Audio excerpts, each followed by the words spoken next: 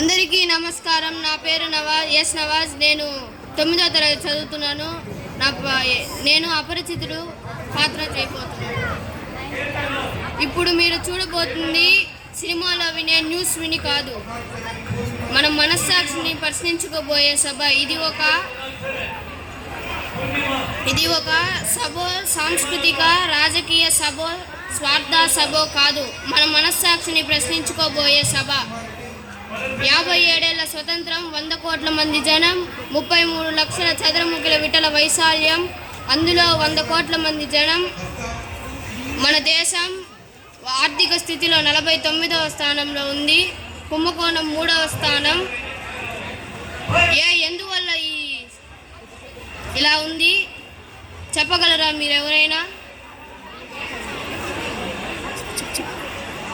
మీరందరూ మంచి మంచి అంటున్నారే, మీరు ఎవరైనా మంచి పౌరునిలా ఉంటున్నారా? మీలో ఎంతమంది వాళ్ళ కర్తవ్యాన్ని నిర్వర్తిస్తున్నారు? మీలో ఎవరైనా చెప్పగలరా? Thank you.